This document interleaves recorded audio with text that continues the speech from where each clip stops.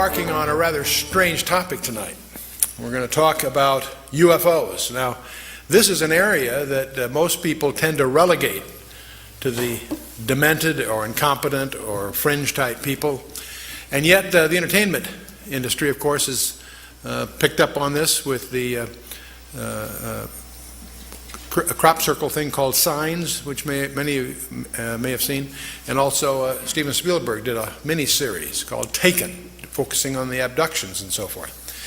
And while these things are interesting entertainment, they are replete, of course, with all kinds of misinformation and legends and half-truths that get mingled with facts so that it's really just entertainment.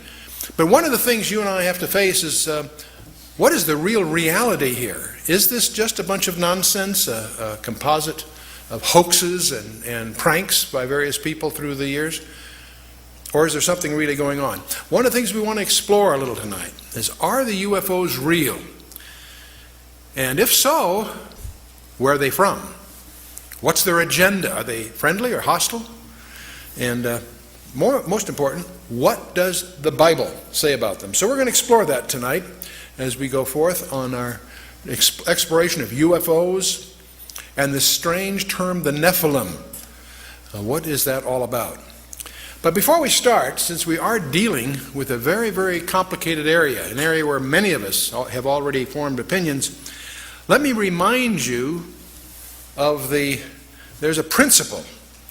According to Edmund Spencer, he articulated this: there's a principle which is a bar against all information. It's proof against all argument. And it's something which cannot fail to keep man in everlasting ignorance. And that principle is condemnation before investigation. So one of our challenges as we go into this very complicated topic is to set aside our prejudices and presuppositions, and let's see what we can find out. Now, the same idea is not only articulated by Edmund Spencer, but it also is in our collection of Proverbs by Solomon, who reminds us that he that answereth the matter before he heareth it, it is a folly and a shame unto him. So one of our challenges tonight is sort of set aside what we think we may have heard or what our basic prejudices are, and let's see what we can find out that might be new. Now, many of us, of course, have seen photographs, many of which are hoaxes, contrived, and so forth. There are many of these in the literature. I'm sure you've seen all kinds. The problem is that not all of them are. It may surprise you to learn that there are over 3,000 authenticated photographs in the classified community that are authenticated. So what's really going on here? See, the problem we have in researching this area is there is so much that's uncorroborated. There's a lot of deliberate disinformation, and certainly a lot of data which is unreliable. And the problem is, when you strip away the hoaxes and you strip away the nonsense and you set aside the uncorroborated, there still is too much to ignore that is substantiated, that involves multiple reliable witnesses, including multiple radar sightings. And radars generally don't have hallucinations. And this idea of being plotted simultaneously on multiple radars is something that should get our attention. And now, give you one example.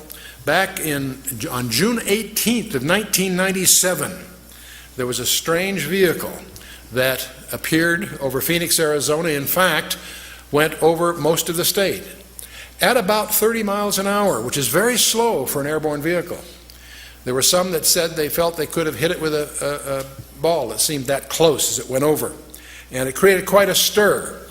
And on March 13th, there were sightings all the way from Casa Grande and Chandler all the way up through the northern part of the state, Prescott and so forth. So it wasn't just a local phenomenon, and it created quite a stir. Now, the governor of Arizona made a big mistake by treating a press conference the following morning lightly, as humor, and it didn't go over very well because people were upset because they were getting stonewalled by the government. Even though there were denials by the Air Force, they saw the fighter jets sortie after them and so on, so it created quite a stir. It wasn't picked up in the national media it was picked up, of course, substantially in the local media, that is, in the state of Arizona. And one of the things that's strange about this is that it happened in March of 1997. It didn't show up until June 18th. And what's strange to me is not just the event that happened in March, but there was no word about it in the national media. But then for some reason, no obvious reason, on June 18th, it was on the front page of USA Today. That's where this picture came from. It was on the NBC, CBS, CNN, all the major networks had this brief comment about what happened. What was puzzling about it didn't happen on June 18th, it happened back in March. And I haven't been able to determine what triggered the news media to make it a big event at that time. It's one thing it does demonstrate is how the news is managed, because all the networks pick it up at the same time for no ostensible reason. But as we talk about these kinds of things, sooner or later we have to focus on the Roswell incident. And many of you realize that approximately July 4th, a few days following maybe, some object, that's in 1947, some object landed near Roswell, New Mexico. And Sheriff George Wilcox contacted the Roswell Army Airfield regarding wreckage that was discovered on Max Brazel's ranch, or in that area. The Army seals off the area and confiscates everything that was there. And on the 8th of July, Colonel William Blanchard, who was commander of the 509th Bomb Group, that was our primary atomic bomb group in those days, he issued an official press release stating that the wreckage of a crashed disk had been recovered. Now, this press release went out early enough on July 8th to be picked up by 30 newspapers across the country. And so it is. And this is a snapshot of what it looks like. The RAAF captures flying saucer on ranch in Roswell region and so forth. And no details of flying disc are revealed, etc., etc. Except within hours, something very strange happens. A second press release, which had tried to rescind the first one, was issued from the office of Brigadier General Roger Ramey, who was commander of the 8th Air Force. He resides at Fort Worth Army Airfield in Texas, which is about 400 miles away from the incident. But within hours, General Ramey issues a countermanding release, and he claimed that Colonel Blanchard and the officers of the 509th at Roswell had made an unbelievably foolish mistake, that somehow they incorrectly identified a weather balloon and its radar reflector as the wreckage of a crashed disk. Now, frankly, everyone that heard this, that thought about it a little bit, realized that was just a very contrived cover story. And this press release that in effect hit the next day by General Ramey caused, it was in effect a denial, did not explain why they confiscated everything, why the whole subject has been classified to this day. And now what that really did, this absurd cover story, frankly, just fueled the 50 years, the intervening 50 years of conjectures and all kinds of anecdotal testimonies of people who were involved peripherally. All kinds of stories have been echoing throughout this half century that's transpired since July of 1947. And the stories typically maintain that there were 4 alien occupants of this disk, that 3 of them were dead, 1 was still alive. All these presumably were taken off to the never land of military security, and there's all kinds of stories that are too preposterous to really accept, and yet it continues. The great mystery about, when I travel, one of the most often questions I get is, what really happened at Roswell? Well, we don't really know what happened at Roswell. It's been classified, and we'll talk about that a little bit. We do know something that happened 9 months after the Roswell incident. Al Gore was born.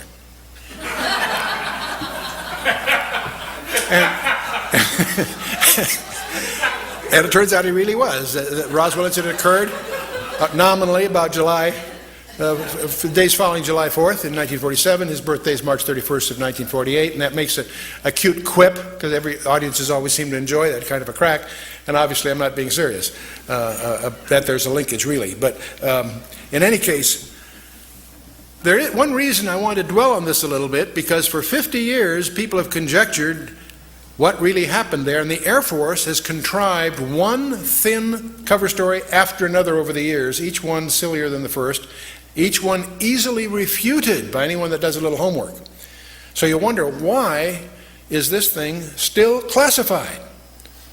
Several presidents and half a dozen congressmen have tried to crack the security surrounding Roswell to no avail.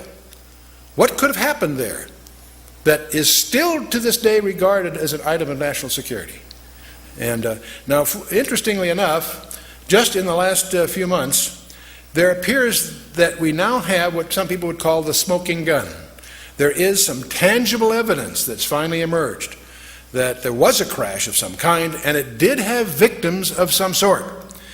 You see, when General Ramey at Fort Worth issued that cover story, the press was present, and many pictures were taken. And James Bond Johnson of the Fort Worth Star-Telegram was among them. And on July 8th, he took a photograph, which a number of the photographs happened to show General Ramey clutching a sheaf of papers in his hand that apparently was a communique to Washington, D.C., and he happened to have that in his hand while he was going through this explanation and demonstrating that this really was a weather balloon. They had some props there that they showed and so forth. Well, it turns out that was in July 47. Since 1947, we've made a lot of progress in digital imaging technology. And this sheaf of paper that was photographed was analyzed with a digital photo scanner and enlarged and enhanced the words printed on the folded piece of paper. And then using a program for digital enhancement and analysis, it's now been reported on Associated Press on November 22nd of the year 2002 that David Rudiak was able to identify several key phrases on that sheaf of paper that General Ramey was clutching during that press conference. There's a phrase, the victims of the wreck, and also the phrase, in the disk they will ship. Lots of other words that were more conjectural is what they said, but the point is, here's a communication in his hand going to Washington that speaks of victims of the wreck and speaks of a disk that they're going to ship, while he's covering the story that Colonel Blanchard was all mixed up. This is just a weather balloon. So finally, the UFO researchers have something tangible to go on, because up till now it's been a spooky thing. Let's shift a little bit from 47 to July 19th through the 26th, about a week, in 1952. I happen to remember this vividly because in June 30th of 1952, I was entering the United States Naval Academy, so I was a plebe, a plebe at Annapolis when this was in the papers and much talked about at the time. It turns out a number of UFOs harassed Washington National Airport, which in those days was the only airport there. We didn't have Dulles, this is before Dulles, and also Andrews Air Force Base, so badly they had to shut down the air traffic. And this went on and off and on for a week. And it was in the papers, because every time the Air Force would alert jets to investigate what these things were, they would disappear. As soon as the jets landed, they came back. And fiery objects overrun jets over Capitol in the Washington Post. These are headlines from that period. Now, one of the things, there again, they never really explained it. They issued some cover stories, but the truth of the matter is they didn't know what it was, and it wasn't just an incident one night. It went off and on for the better part of a week. Again, it created a problem just in blocking all the phone traffic, because everybody's calling what's going on and so forth, and so something real was happening, because you're talking here multiple radars. This isn't some impressionable, unprofessional observer. This was the air controllers at Washington National and Andrews Air Force Base, and never explained, at least not to the public. 1993, by the way, there are thousands of these things to select from. I've just picked a few that seem representative. Over in Mexico City in 1993, the population by the thousands were upset and disturbed by what went on. Seoul, South Korea, November 23rd of 1996. CNN and Reuters reported a huge cigar-shaped UFO that was televised for 10 minutes on national television. You know, when we talk about witnesses, there's all kinds of people, many very reliable professionals that have contributed to this background, but the ones that you and I would tend to presume would be the most reputable, most trained, and most competent in this area would be our astronauts. You think they know something about it. Do you realize that 13 of them have gone on record of seeing UFOs while they were doing their missions? Ed Mitchell, Apollo 14, April 1996, and this was on Dateline NBC. He said, NASA is covering up what really happened at Roswell, New Mexico. See, this isn't just the presumption of some journalists or the tabloids at the checkout stands in the market. These are serious people saying that something is being covered up. Astronaut Gordon Cooper has made many talks. In May 15th of 1963, he did the 22-orbit Mercury capsule. He saw a green UFO, which was also at the same time he saw it tracked by the radar in Australia. It corroborated this. And he's testified before the United Nations that UFOs are visiting this planet. And in May 1996, he said, we are being visited by aliens. So he's spoken a lot about this, so much so that some people tend to write him off. James Lovell, Frank Borman, Gemini 7, December 1965. On the second orbit of their 2-week flight, they saw a UFO. Gemini Control presumed it was the stage of their own Titan booster. But they indicated that they had both the booster and the UFO in sight, so that doesn't quite jive. Walter Schirra, these are all familiar names to most of us. Mercury 8, 1968. He was the first guy to use the term Santa Claus to indicate UFOs are near the space capsule. And so this was about December, so everybody thought that this was just a cute quip, but it was a code word.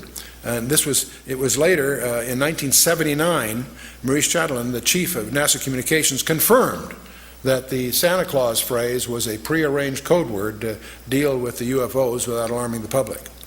And Neil Armstrong, Buzz Aldrin, these familiar names to you? Are these guys competent?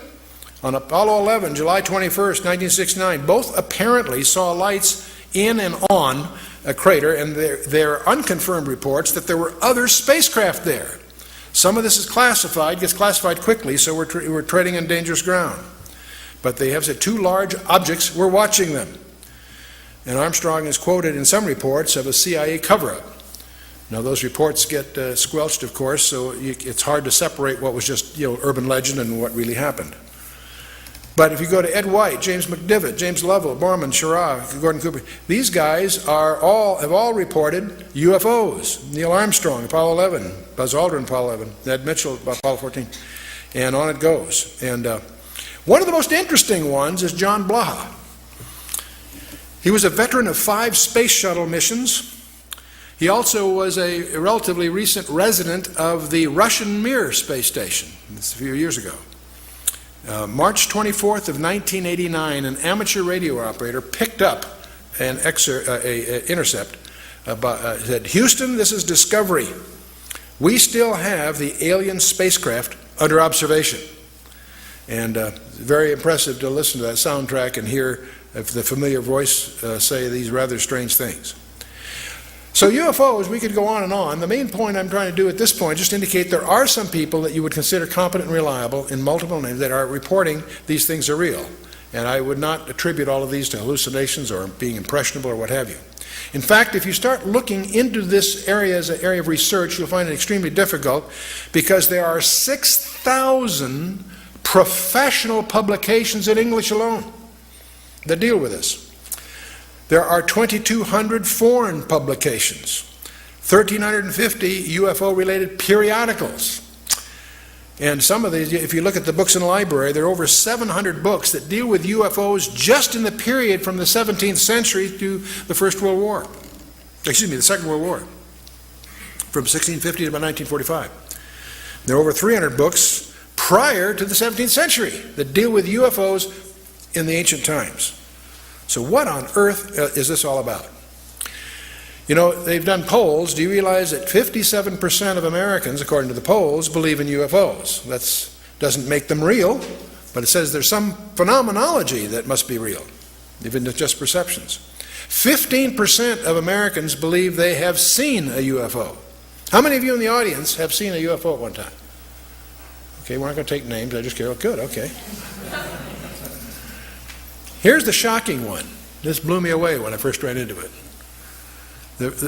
Somewhere between 1 and 3%, various polls agree, somewhere between 1 and 3% of Americans claim that they have had an abduction experience. That's over 5 million people, or in that neighborhood. Not a few thousand deranged people, not a few, disaffected. This is, we'll talk a little more about this. This is a very, very disturbing phenomenon in the counseling profession. Now, part of the problem of the UFOs is they have some paradoxical behavior.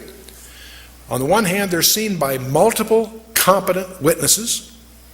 They are plotted on radar, sometimes multiple radars simultaneously.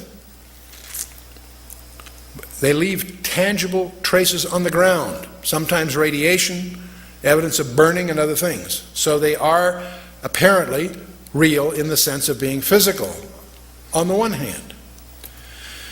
There are photographs. Sometimes they show up on photographs, sometimes they don't. But here's the problem. While they seem to be tangible on the one hand, they exhibit behavior that can't possibly be physical. They can go in excess of 6,000 miles per hour without sonic boom. So what on earth does that mean? I'd like to know how they do that trick. They've been plotted making right-angle turns at over 16,000 miles an hour. That defies the laws of physics. That's perhaps the most disturbing thing of all. They appear to have the ability to materialize and dematerialize without a trace.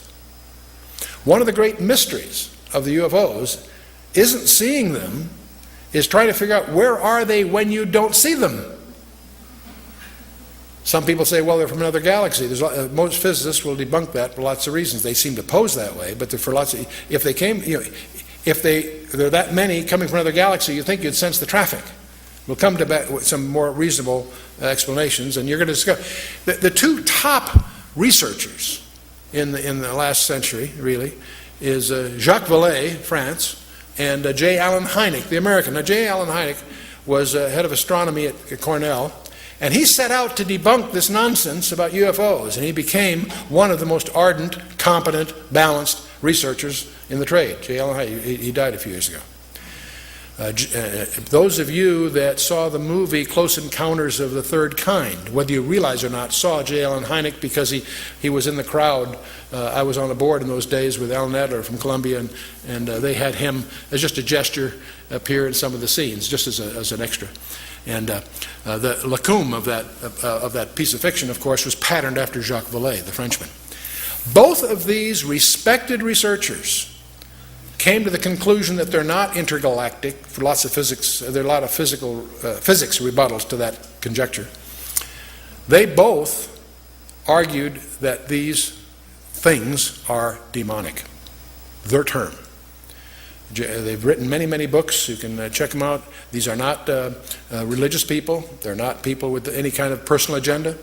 But they came to the conclusion that these things, on the one hand, and by the way, we take for granted that we strip away the nonsense and the hoaxes, set that aside. There's tens of thousands of files you have to wallow through. When you cut through all that, there's still a core group, a substantial core group of real events that need explanation. And so on the one hand, they exhibit physical properties on the one hand. On the other hand, they also violate all physical laws. And so the conclusion that both J. Allen Hynek and Jacques Vallée and others have come to is that they're hyperdimensional, that somehow they come from another dimension periodically. That causes us now to stand back a little bit and do a little tutorial on hyperspaces. And we're going to get into why we feel that the Bible is an authenticated message of extraterrestrial origin in the first place. So let's talk a little about hyperspaces. There are only two kinds of... A hyperspace, by the way, just a term for a space of more than 3 dimensions. You and I are familiar with two-dimensional space. It's called a scratch pad or a photograph or a piece of paper is a two-dimensional representation of something, typically. Three-dimensional space we're familiar with because we live in it, and we also build models in 3 dimensions. We probably have a vague feeling of a 4th dimension called time. We don't get too comfortable with that unless you've done some special study, but we sort of acknowledge that reluctantly. Hyperspaces, frankly, is just the term used to study spaces of more than 3 dimensions. And we discover there's only 2 kinds of people that can really relate to hyperspaces. And that's mathematicians with special training and small children. Okay? Because they haven't, their prejudice has been blindfolded, so to speak. Now, the one book that is second to the Bible in its publication, all of us know the Bible is the most popular book in the history of man, but the second to that would be Euclid. And that's where most of us have been taught in school. And most of us, when we went to school, had trigonometry or plane geometry, same subject in a sense. We all know that a triangle, if you add up the angles of a triangle, adds up to how much? Anyone? 180 degrees, you betcha. So if I have a 30, 60, 90, it adds up 180. If I have a 45, 90, in fact, any triangle, if I add up the angles, it would add up to 180. Suppose, though, that my partner and I went out to a large field here. And we very carefully laid out with the transit a very large triangle, and when we got back with our figures, we added up the 3 angles, and it added up to more than 180 degrees. What would you conclude? That we'd messed up, huh? No, what have we encountered? Anyone? The curvature of the earth, exactly. See, if you take a course in navigation, one of the things that you'll have to get some background in is spherical trigonometry, where you can have a triangle with 90 degrees in each corner. And so, see, when this little rule that we all learned, that a triangle, by implication, a plane triangle, a flat plane, adds up to 180 degrees, that's only true for a universe of 2 dimensions. So when you find that rule violated, it's a hint that you've encountered an additional dimension. And Dr. Einstein made history with that insight, because he was grappling, of course, with the nature of space, and he realized that length, mass, velocity, and time are relative to the velocity of an observer. In 1915, he generalized that, basically discovered that there's no distinction between time and space. And perhaps the most important thing from the general theory of relativity, we won't get in the math, of course, but is to realize that time itself is a physical property. You and I do not live in 3 dimensions, we live in at least 4. In fact, we now discover much more than that. But this idea that Einstein recognized as he grappled with the properties of space, that there's an additional dimension required, and he went to 4 dimensions to resolve the time issue. And his theory of relativity has been confirmed over 12 different methods to over 14 decimals. So it's no longer really a theory. It's well-accepted basis in certain fields of science. So when we need to go beyond Euclid, which of course deals just with 3 dimensions. And in June 10th of 1854, the most important lecture in mathematics was given by George Riemann. He invented a thing called metric tensors. And that tool that he developed proves to be one of the most profound tools in advanced physics. And it took over 50 years, in fact over 60 years, for Dr. Einstein to use that tool to develop his 4-dimensional space-time. And it's too bad that Einstein went to his death frustrated by not being able to solve certain problems, which if he had applied the technique going to 5 or more dimensions, they would have yielded. It took his successors to do that. Because in 1953, Kaluza and Klein both developed more than 4-dimensional models which integrated light and supergravity in a model. In 1963, 10 years later, Yang and Mills both developed what they call Yang-Mills fields, which reconcile electromagnetic and nuclear forces. That physicists are pursuing some way to integrate all that we know about the physical universe into a common model. And in as early as 1984, and it's still a current conjecture because there's still problems with it, but scientists now generally believe that you and I live not in 3 or 4 or 5, but in 10 dimensions. And If you read in this area, you'll encounter superstrings and such, and we have briefing packs on this for those that want to get into it more. The point being, we need to understand that the three dimensions you and I are familiar with are not all there is. There's more. Let's imagine you and I can't move up. It'd be futile for me to try to communicate 4, 5, 6 dimensions to us together without having more mathematical tools. But what we can do is we can go the other way, and it may stretch our horizons here a little bit. You and I are three-dimensional beings. Let's imagine a two-dimensional world. That would be like a large tabletop or a large flat plane. Now, let's imagine that two-dimensional world populated by two-dimensional people. You and I could come along and poke our finger through the plane of their existence. And what would they see? They would see a circle. They'd only see that which they could relate to in their universe. But if we as a three-dimensional being are putting our finger through that two-dimensional universe to the two-dimensional people in the two-dimensional universe, they would simply see a circle. Well, in fact, let's imagine that a ball fell through that two-dimensional universe. To the two-dimensional observer in that two-dimensional universe, he'd see from nothing to a point. It'd grow to a large circle, and then it would shrink back to a point and disappear. He wouldn't be able to relate to what happened because he doesn't have the insight of that third dimension. You with me so far? Now, if you had some other kind of a shape, say a tumbling cube, it also would go through and it would take odd shapes as it passed through and then disappear. So one of the problems we have, suppose you and I are going to try to communicate a three-dimensional object to that two-dimensional world. How would we go about it? Well, there's a couple of ways. One would be to do what an architect would call projection. For example, if we had a cube, we could, in effect, shine a light that would give you a profile of that in 2 dimensions. And you discover very quickly that that works, but it's not too useful in letting the two-dimensional person understand a three-dimensional cube. So there's another way you could do it. You could take a three-dimensional cube and you could unravel it. You could take it and just unfold it and lay it out, and that would be a way to communicate to this two-dimensional person what this three-dimensional cube is like.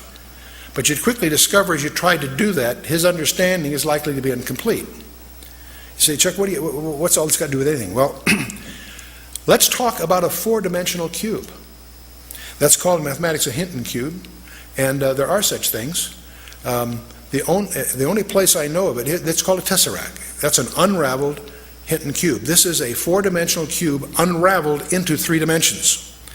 You say, gee, what good is that? There's only one place I know of where this has actually been used constructively. And amazingly enough, it was by Salvador Dali. I never realized what a sophisticated mathematician he was, but in his Corpus Christi painting, he actually has Christ on a 4-dimensional cube as a cross, implying his mastery over time as well as space. And I imagine there's probably not one observer in 100 that really understands the sophistication that Salvador Dali was demonstrating by this piece of abstract art. But that's a Hinton cube or a tesseract, and that's the. But anyway, let's get back to hyperspaces then. The main point I want to get across: you and I live in 3 spatial dimensions, and that time is a physical property. That's very important to us in our ministry because we know that the Bible is an integrated message. 66 books penned by 40 guys over thousands of years. And yet it's integrated, and not just thematically. The very design of the text itself evidences integration. But what's mysterious about that integration also implies that the origin of that message is from outside the dimensionality of time because of the nature of its structure, its use of writing history before it happens and so forth. So that's very important. Now, in particle physics, they talk about 10-dimensional strings as the nature of our universe. What fascinates me about that is that that's exactly what 2 Hebrew scholars back in the 12th century, predicted just from their study of Genesis 1, is that we live in 10 dimensions, 4 dimensions are knowable, and 6 are not knowable, to use their jargon. But in any case, the suggestion, it's the only one that we've encountered that really can reconcile what we think we know, is that the UFOs apparently are hyperdimensional. They apparently can enter our dimensional under certain conditions for certain periods of time. And so let's see.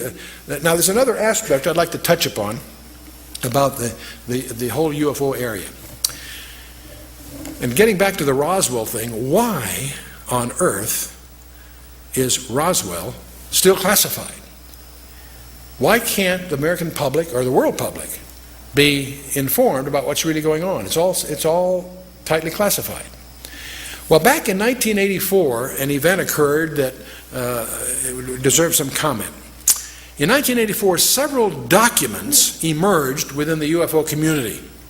One was a briefing addressed to President-elect Dwight D. Eisenhower by Rear Admiral Roscoe Hillenkotter, and it was dated 18 November 1952. And there was also a special classified executive order signed by Harry S. Truman to the Secretary of Defense. In those days was James Forrestal. It was dated 24 September of 1947. And his letter apparently authorized him to establish a board of suitably qualified persons to be answerable directly and only to the President. And the code name for this august group of appointees was Majestic 12. That was the code name.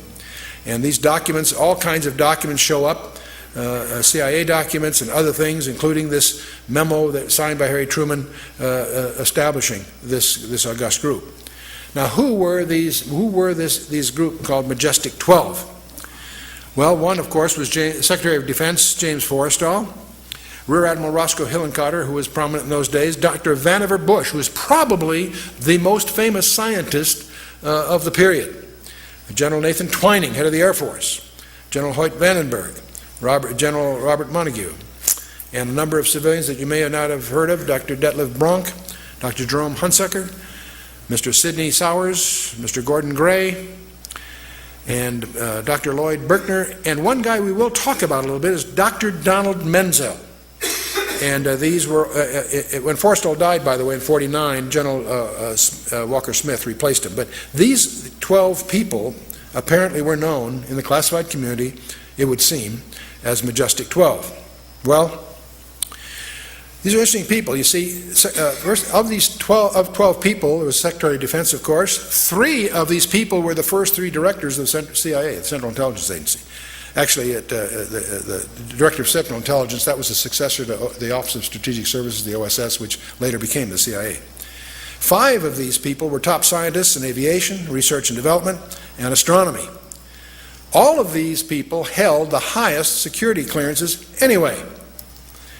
Let's talk a little bit about Admiral Hillenkotter. He was not, turns out, he was not simply a Navy man. And by the way, I want to mention something. A lot of people have heard about Majestic 12. And a lot of people also understand that it's been all debunked.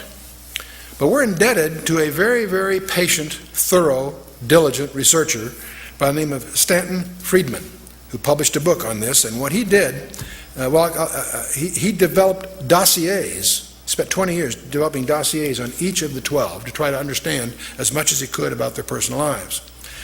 Rear Admiral Hillenkotter was not simply a Navy man. He was the first director of the CIA, which was also established, interestingly enough, in September of 1947, just months after the Roswell incident.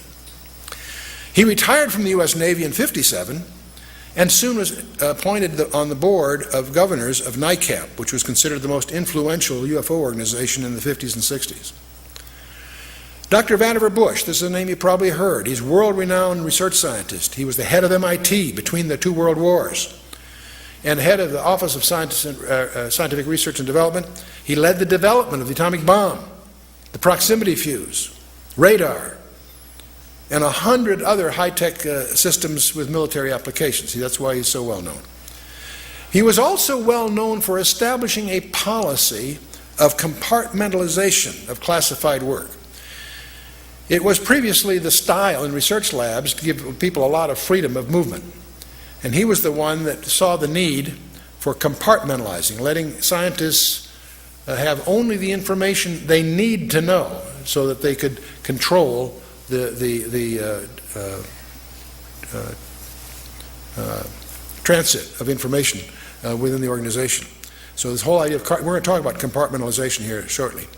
Well, this whole MJ-12 there are two kinds of people, those that have never heard of MJ-12 and those that know that it was just a hoax. You see, somebody noticed that apparently that the typewriter that was used to type the Truman Executive Order of 1947 was deemed a Smith Corona model that had not been manufactured until 1963. So you start to smell a hoax if that's true. The signature on the memorandum had apparently been photocopied from an unrelated letter that Truman wrote to Vannevar Bush back, written in 1st of October of 1947. So you get the impression this thing was just a hoax. There are other anomalies that were noted and published in various media, so it quickly, within the UFO community, in just a few years, it was recognized by everyone that these documents were just fakes. And so most people either never heard of MJ-12 or they, quote, know, close quote, that it was just a very elaborate hoax. Until Friedman comes along. Stanton Friedman, he was a nuclear physicist. He spent over a decade painstakingly probing 15 libraries and archives, and he now has cast significant doubts about the doubters. He has refuted most of the documentation quibbles that were raised by the skeptics, but more importantly, he compiled detailed dossiers on each of the 12, and he's made some intriguing discoveries. See, by collecting the details on each one, some very interesting corroborations have emerged. And these are all published in this book, Top Secret Magic, in 1996. Let's take General Nathan Twining as an example. He had been scheduled to fly to Seattle on July 16th of 1947 to review the new B-50 bomber that was being built by Boeing at that time, and also to do some fishing with some old friends. So that was all scheduled for some time. Suddenly, General Twining canceled his Seattle trip and headed for New Mexico on July 7th. This is billed as just a routine inspection, but that doesn't jibe with the apparent urgency to upset all these other long-laid plans for no apparent specific reason. It's also interesting that on July 9th, President Truman met with New Mexico Senator Chavez with no reason given. So you get the feeling behind these calendar entries there's something going on. Another interesting guy is Donald Menzel. He apparently, Friedman discovers, led a double life. As a UFO debunker and a distinguished astronomer in public, he was a well-known astronomer. He also ran around poking holes at these UFO conjectures that were going on in those days. But it turns out he was also a linguist, a cryptographer, and a consultant to the National Security Agency and the Defense Intelligence Agency for more than 30 years, and this was not known in the public. This is something Stanton found out by doing his homework. He held a top-secret ultra-clearance, and none of this was known to the general public. So it's interesting, whoever contrived this hoax had a lot of inside information somehow. Now what's also provocative is Dr. Menzel, he gave some technical explanations disputing some UFO incidents that often were not scientifically defendable, especially for a guy like him who's a competent technologist. So it's strongly suggestive that he had a private agenda of disinformation as part of his job. So at this point it may be useful to highlight, again this is a little tutorial, which I'm going to call the anatomy of secrecy. How do you make something secret within the government or military community? Well, the first thing, you can define the content of what's going on as secret or top secret or whatever level is justified by the content of the material. If there's a contract, the content of the work can be classified secret, top secret, what have you. But let's assume you're really serious about making this especially secure. The other thing you can do is called compartmentalization. You can compartmentalize the project. Now, how do you do that? You make the existence of the contract classified. And these are usually in the intelligence community, and that's why they go by a nickname. They're called black programs from the intelligence side. These are great contracts to get because your competitors don't know they exist. So they're sole source, and they're considered attractive contracts. See, I have served as chairman of the board of 4 different publicly traded defense contractors. And several of these were companies that had their primary commitments in deeply classified work and obviously included compartmentalized programs. But I have to tell you, I was startled. I spent 30 years in the strategic community, both in the Department of Defense community directly and also, as I say, on boards and of publicly traded defense contractors. And I have to tell you, it was late in that 30-year career that I discovered, much to my amazement, there is another level of security, and that's where you make the existence of the customer classified. And I was in one of those projects, and it was a very, very strange meeting. We had our little company that was publicly traded, but not a large company, was competing for a particular procurement, and the head of that particular division asked me, as chairman of the board and controlling shareholder, and so on, to be present in the meeting, along with our banker. The vice president of First Interstate Bank was there, and as we in this conference room, three guys come in with business cards and give us their business cards, High Technology Research Associates or something like that, but quickly explain that that's just a cover, and we're not surprised. That's what's known as a cutout, a shell corporation that they're using for certain purposes, and they explained to us that we're down to two companies, ours, which is a smaller company, and another large company. And one of the two companies is going to get, this is like on a Wednesday or Thursday, on Monday, one of these companies will be phoned and get the contract. And we're in the running. Okay, that's exciting. But then they explain that they're very embarrassed because we'll get a verbal okay on Monday if we win, but we'll have to start work right away to make the timing, and they won't be able to get paperwork to us for maybe 60 or 90 days. They're embarrassed, but it takes that long to get the kind of paperwork we need. And so the problem is we're going to have to start on a verbal go-ahead before we have paper. And the problem with that is that they looked at our financials, and we weren't that financially strong to undertake that kind of a commitment. And so that's why they wanted a banker there. And so they said, could the bank extend? I think we had a credit line in those days of, I think, $4.5 million. It would take another $1.5 million to make us presentable for this purpose. And so they asked the bank if the bank could increase our credit line for $1.5 million. The banker very naturally said, "You don't tell us who you are, and you won't tell us what it's all about." The answer is no. And so we're at a stalemate because, as it said, we wouldn't be qualified. And I turned to the vice president of First Interstate Bank and says, "You people have my personal financials." In those days, I had money. That's before I got in my project with the Russians. But anyway, that took me down. But the point is, in those days, I had a net worth. I says, you have a net worth. If I guaranteed the incremental loan, would the bank willing to go along with this? And he said, I can't. He says he didn't have the authority, but we go downtown. He says they'd probably go along with that. So I turned to the customer. I says, if I can pull that off in the next 24 hours, would that suffice? And they said, sure. So that's exactly what we did. I went downtown the next morning to First Interstate Bank. We signed some papers, and I guaranteed an incremental $1.5 million on the existing $4.5 million loan on that Thursday or Friday, whatever it was. And that Monday, we did get a phone call, and we won this contract. And that was it turned out to be the electronics for the B-2. And it was 18 months later that whole project got transferred to Northrop. But prior to that, it was in an organization whose existence is classified. And so it startled me to discover that there's a whole procedure. There are cost recovery procedures, there are courts, there's all kinds of, all the necessary infrastructure to make this all work is in place, and it's all highly classified to protect even the existence of the customer. That's the third level, if you will. You follow me? Well, one of the things that I want to, when you start talking about this, with that kind of a structure, how do you also really protect something that you're trying to keep secret? And one of the things you can do is have an active disinformation strategy. You not only keep it secret, you publish things to keep people from understanding what it is, discredit it or whatever else. And we did that, for example, in the Manhattan Project during World War II. The very existence of our atomic bomb project, the so-called Manhattan Project, was hidden under a whole bunch of other cover stories and pseudo-projects. You went through certain doors, there were projects going on that really had nothing to do with anything, they were just a cover, to hide what was really going on. Active disinformation.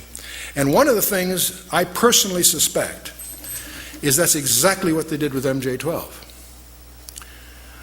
It's very possible that they surface documents that have flaws in them, knowing that after a few months, few years, whatever, the diligence of researchers will discover that that couldn't have been that typewriter, that really isn't Truman's signature, whatever. So everybody knows that MJ-12 is just a big hoax. What a perfect cover. Ask anybody that's in this community about MJ-12, and they'll shrug it off right away. Oh, that's that hoax that surfaced in the 80s. Really? What a perfect cover. And obviously, if I think it's real, I think it's continued. It obviously has gone under new names and so forth. But I suddenly began to realize that the debunking of MJ-12 may be very well, there's a number of reasons I don't want to get into that caused me to suspect that that all was contrived. There have been some others like that, incidentally. So there's a continuing mystery. Why is somebody going to all this trouble to hide, for example, the Roswell stuff from after 56 years, whatever it is, 57 years? 2 presidents, 4 congressmen failed to penetrate the security surrounding the UFO-related issues. It's strange. By the way, a Canadian embassy inquiry was rebuffed in Washington, D.C.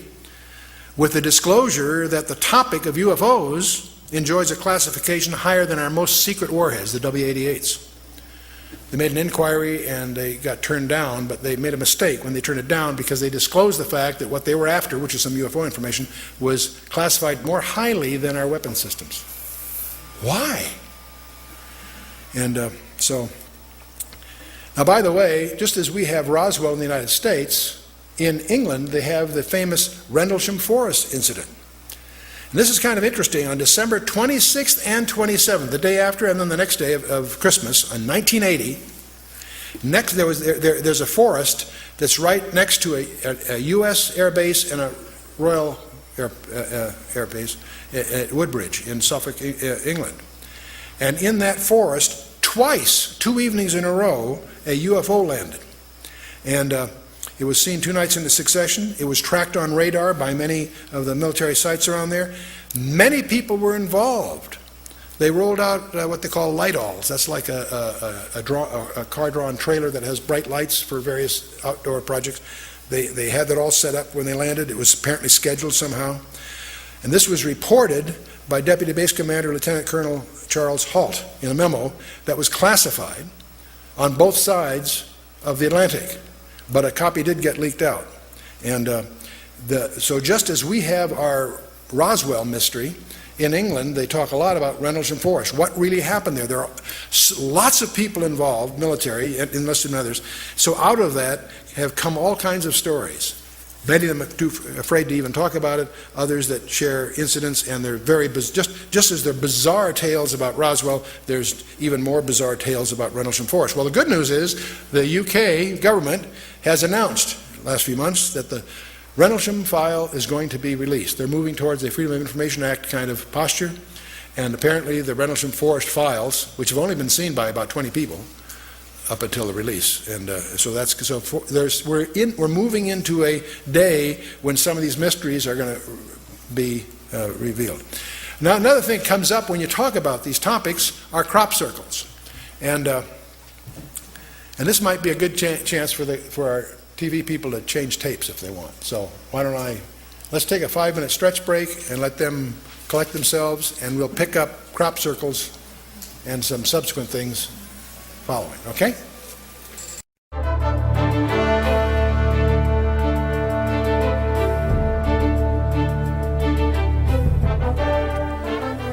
Well, you can't talk about UFOs and that sort of thing without getting into the area of crop circles. And the recent movie Signs with Mel Gibson is an example of that. It was a amalgam of urban legends. They used corn stalks. None of the crop circles have used corn stalks, incidentally, but that's trivial. The real thing is, what about these crop circles? Many of us have heard that they're just developed by pranksters. Pranks with planks is the way most people regard them. And indeed, that probably covers many of them. I think most of you can have seen various patterns that occur in crops, not just in England, by the way, all over the world.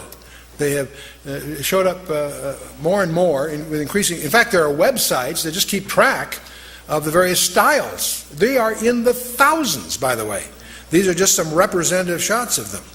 And various patterns Not all of them circular, by the way, but and of course many people associate these with UFOs. Many of these patterns have been observers claim there have been UFOs seen over the fields the night before the crop circles are discovered, that sort of thing. So there seems to be, at least in the minds of many, an association between them. And but in 1991, two elderly artists, Doug Bauer and Dave Chorley, they came forward and admitting that they had faked hundreds of these circles, and they demonstrated their technique using ropes and planks and tethers and so forth to do this. In fact, they did it under journalist supervision. In fact, in some of the TV specials, you can actually see time motion where they unveil how they pulled some of these off. And if that was just it, we would probably dismiss this as an incidental topic. But and it does appear, by the way, that there are many of these that have some form of craftsmanship that accounts for the thousands that appear throughout the world, not just in Britain, in the United States too. But let me tell you frankly, that doesn't explain them all. There's also a group of scientists that have been studying this quite rigorously and are startled with what they find on some of these circles. There are articles in peer-reviewed scientific journals that have established that not all of these things are pranks with planks. For example, biophysicist William C. Levengood, he's of the Pinlandia Biophysical Laboratory in Michigan. He's examined plants and soils from 250 crop formations, randomly selected from 7 countries. And the samples and the controls of the handling of those samples were provided by the Massachusetts-based BLT research team directed by Nancy Talbot. Levengood, by the way, has published over 50 papers in scientific journals. And he's documented numerous changes in the plants and the formations. For example, most dramatically, they found grossly elongated nodes, or like knuckles, along the stem that are apparently expulsion cavities caused by the heating of internal moisture from exposure to intense bursts of radiation. The only way they can explain them. They've also taken seeds from the plants and germinated them in a lab. It showed significant alterations in growth as compared to the control samples. And this has been published in the International Journal of European Societies of Plant Psychology back in '94. But it goes on and on. They find a brown glaze over some of the plants. It turns out it was pure iron that had been embedded in the plants while the iron was still molten. Tiny iron spheres were also found in the soil around those plants. And this was published in the Journal of Scientific Exploration in 1995. In 1999, a British investigator, Ronald Ashby, examined the glaze that we're talking about here through optical and scanning electron microscopes. And he determined that the intense heat had been involved, about 2,700 degrees Fahrenheit, which of course would destroy the plants.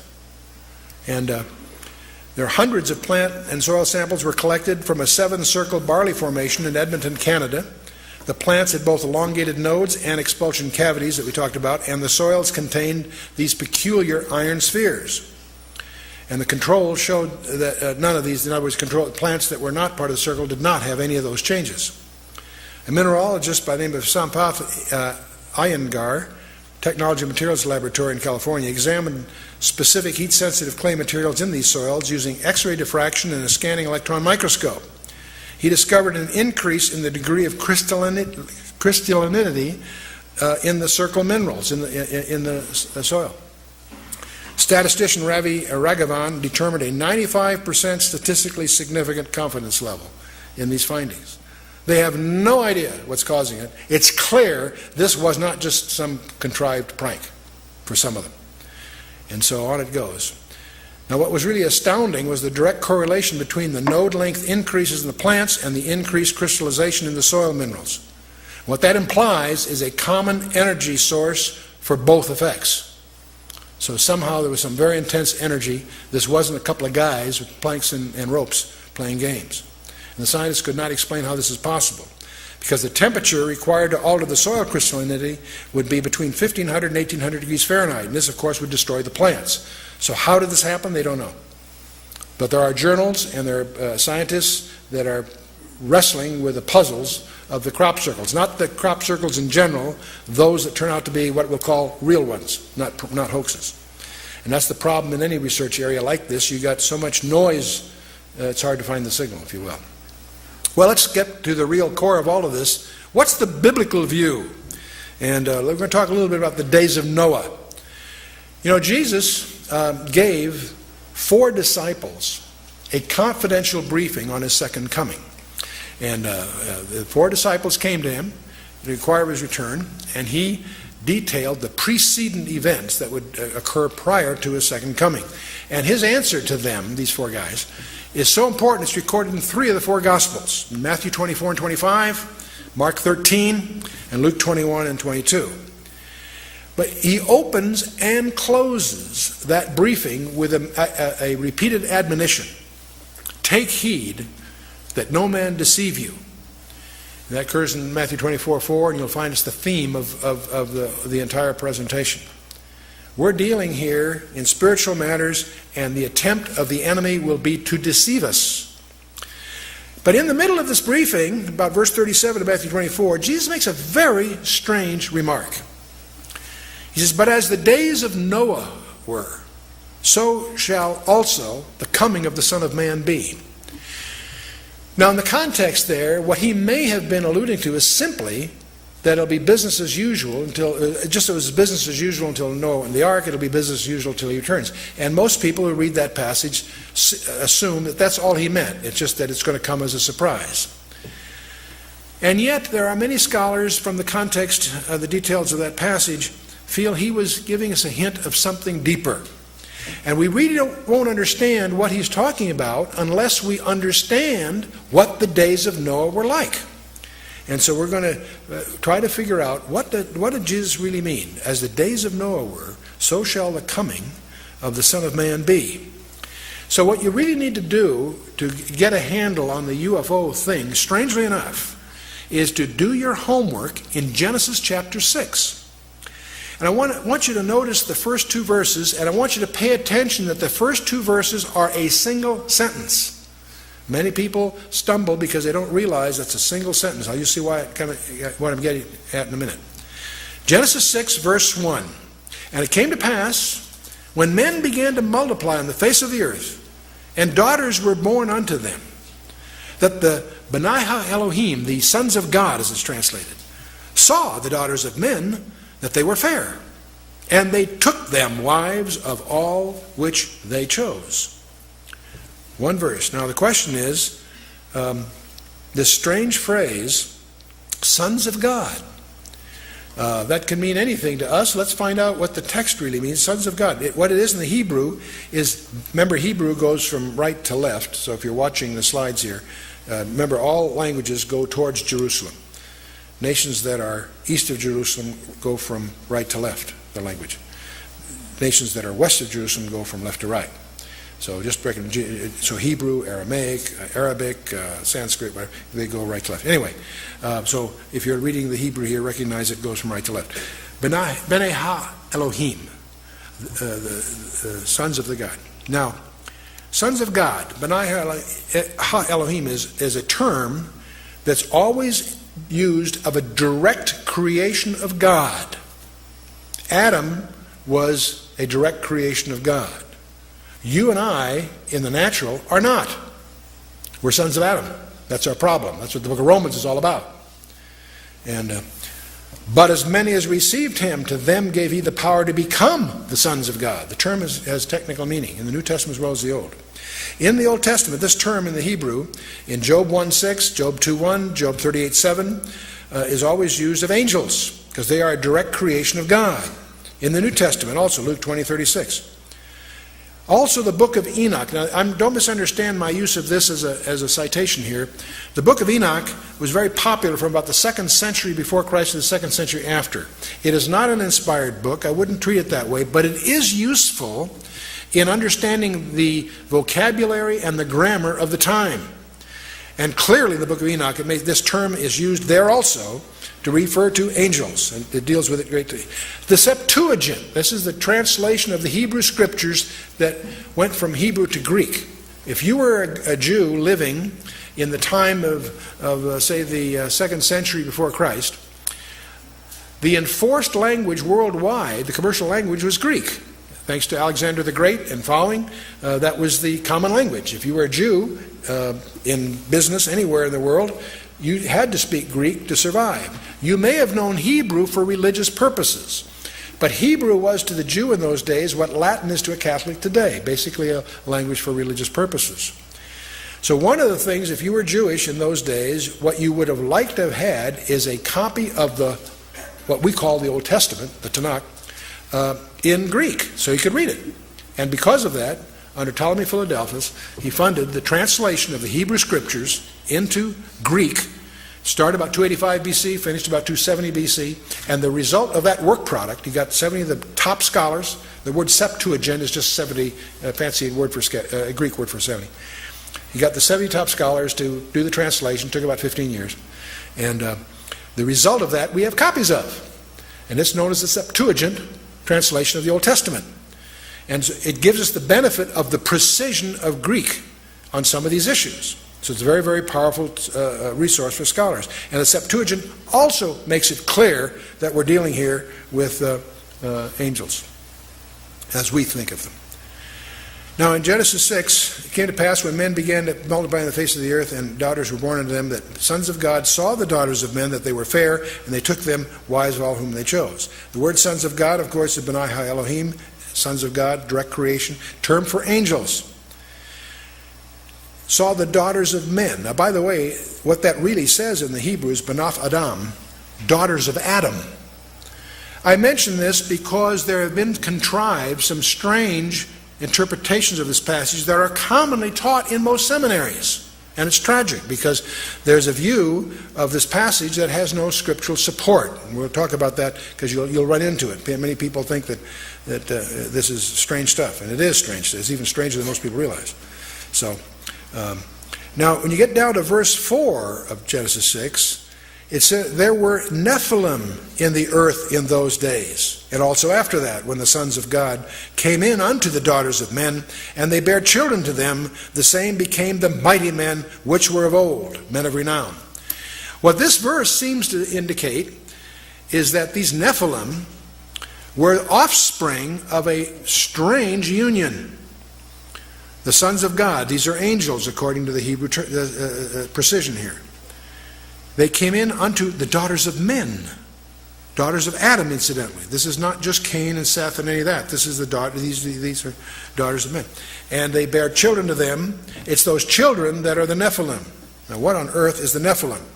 That word, Nephilim, is a key word. We're going to talk a lot about that. Nephilim means the fallen ones. It comes from the verb nephal, which means to fall, be cast down, to fall away, to desert. That's what a Nephilim is, a deserter, in a sense. What the passage portrays, and it's very difficult for many people to absorb this, it portrays fallen angels. These are not the good guys. Remember when Satan fell, a third of the angels fell with him. Not all of them, but a group of them, apparently, and we'll talk more about this in a minute, chose to try to create a hybrid race. By cohabiting, I don't know the technology. I'm not going to get into that, but they apparently were. See, angels can't multiply. Angels are eternal. Reproduction is a process for mortals, but at the same time, Satan's got a problem. A third of the angels fell with him, so he's got a deficiency of 2 to 1 in any war that comes in. Right? He's got to find a way to strengthen himself. This is just a conjecture that floats around. Now, the offspring of Nephilim, they're also called the Hagibarim, the mighty ones. And now, where the confusion starts to set in is when this Hebrew passage was translated into the Greek in the Septuagint, the word they used for the Nephilim was gigantes. It sounds like giants. And it turns out they were giants, but that's not what the word means. Gigantes comes from gigas, which means earthborn. So in the Hebrew, they're called the fallen ones. In the Greek, they're called the earthborn. And so let's keep that in mind. The fact that they were giants is like a pun. Yes, they were giants, but that's not what the word means. It carries a different meaning. Let's go on a little further in verse 9 of Genesis 6. It says, these are the generations of Noah. Noah was a just man and perfect in his generations, and Noah walked with God. Terrific verse. We've all read it. But most of us may not pay attention to what that's really saying. These are the generations of Noah. Noah was a just man and perfect in his generations. What does that mean? Well, the word perfect in the Hebrew is tamim. What it means is without blemish, sound, healthful, without spot, unimpaired. What that verse seems to indicate is that Noah's genealogy was unblemished. Now this comes on right after the verses that talk about these strange goings on, where these fallen angels have created some weird form of hybrid, but Noah was unblemished in his generations, and that's one of the reasons that God chose Noah and his 3 sons and their 4 wives to start over again. The purpose of the flood was not just that there was sin in the land. There was, and that's emphasized. But if sin brings the flood, we better get some life jackets. No, there's something far deeper going on. That's what I want to sensitize you for when you do your own study and come to your own conclusions. But I want you to recognize there's something much more profound that there's a problem that God was solving, and that is that Satan's strategy was to contaminate the human race. Now, by the way, if this view is correct, I'm presenting to you what's sometimes called the angel view of Genesis 6. That is not taught in most seminaries, and I'll come back to that in a minute. But if that view is correct, as I've suggested from the exegesis of the Hebrew in Genesis 6, it will be confirmed in the New Testament, at least twice, and it is. When you get to the book of Jude, Jude makes an allusion to this very event in Jude verses 6 and 7. Jude is just one chapter, but in verses 6 and 7, Jude writes, and the angels, and by the way, this is in the Greek, so it's not ambiguous, and the angels which kept not their first estate, but left their own habitation, he hath reserved in everlasting chains under darkness unto the judgment of that great day, even as Sodom and Gomorrah, and the cities about them in like manner giving themselves over to fornication and going after strange flesh, are set forth for an example, suffering the vengeance of eternal fire. Jude is talking about judgment on the bad guys. And he mentions among these things, these angels which sinned back in Genesis 6. These angels which kept not their first estate, but left their own habitation, he hath reserved in everlasting chains. These angels that participated in Genesis 6 apparently are chained, awaiting a special judgment. We'll talk. Peter's going to talk about that in a minute. And Jude adds something else here. He makes a comparison between the sins of Sodom and Gomorrah and the sins of these angels, in that they were doing that which is unnatural.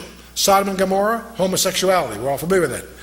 Even as Sodom and Gomorrah and the cities about them in like manner, giving themselves over to fornication and going after strange flesh, are set forth an example, suffering the vengeance of eternal fire. He's using that as an additional exemplar, lumping the angels with him. The angels went after strange flesh, so did Sodom and Gomorrah. They're both reserved for special judgment.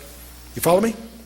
You can read it, check it out yourself. That's one confirmation. That's in Jude. Let's take a look at, see, they left their own habitation. We're going to come back to that in a minute. And going after strange flesh is the allusion here. Let's turn to 2 Peter chapter 2, verses 4 and 5. 2 Peter, in Peter's second letter, he says, for if God spared not the angels that sinned, but cast them down to Tartarus, it's translated hell in your English Bible, but the Greek word is Tartarus, and it's the only place that word appears in the Bible. I'll come back to that. If God spared not the angels that sinned, but cast them down to Tartarus, and delivered them into chains of darkness to be reserved unto judgment, and spared not the old world, but saved Noah, and he goes on. So Peter does a couple of things here. He again alludes to the angels that sinned. They're cast into Tartarus. I'll tell you more about that in a minute. And they're reserved for a final judgment.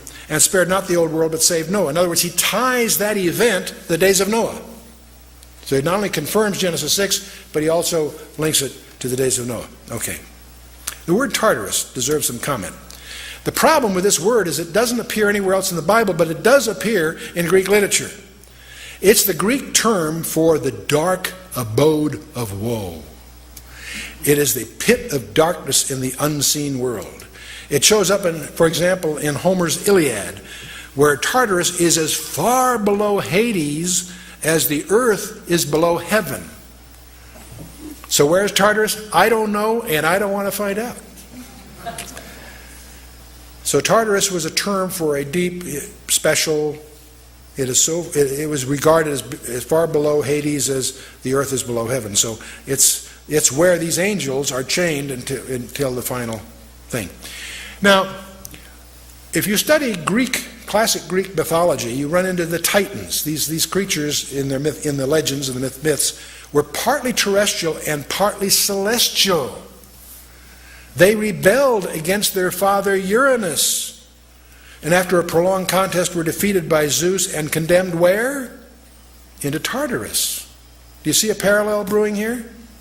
I'm going to suggest to you that the legends of the ancient Greeks embody the truth of what really happened in the past, that there were these strange creatures generating hybrids that the Greek called Titans. And we see Zeus in many forms. We see Atlas and Hercules.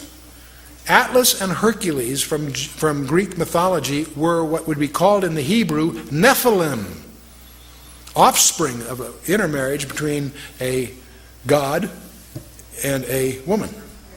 And so now these legends we obviously see in the Sumer culture, in Assyria, in Egypt. I'll show you a few things. In the Incas, the Mayan, the Epic of Gilgamesh, in the Persian mythology, and certainly in the Greek mythology, which most of us as products of Western civilization are familiar with.